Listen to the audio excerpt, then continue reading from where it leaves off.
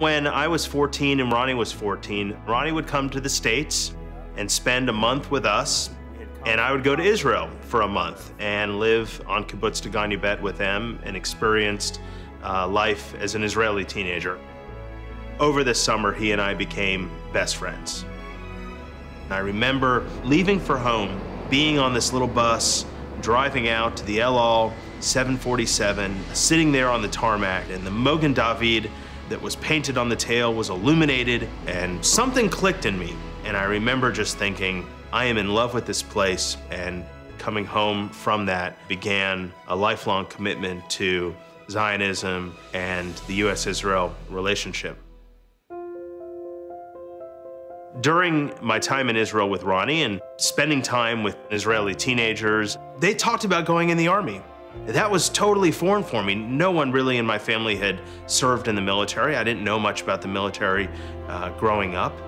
Something started getting me to think, why not me? Why shouldn't I serve and help to defend what's important to me? And that led me to apply to West Point and got accepted to West Point.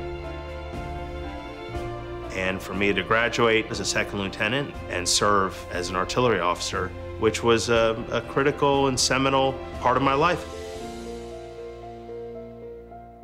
I've always heard the expression that it's amazing what you can accomplish if you don't worry about who gets the credit.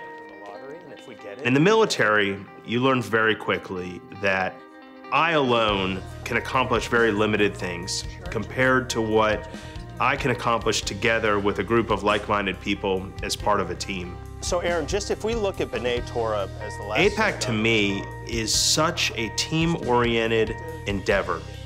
We all come with different passions around a myriad of political issues, from the left to the right.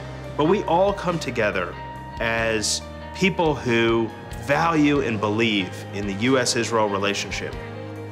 I think I went to my first policy conference in 2006. I joined Washington Club very soon thereafter.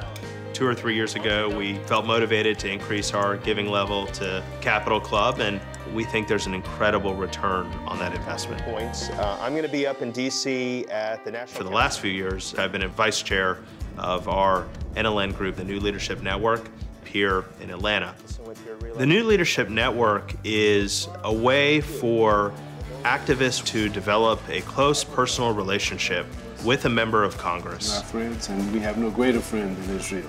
If you really want to be most effective in your advocacy for the U.S.-Israel relationship, you really have to become involved in pro-Israel giving in addition to pro-Israel advocacy.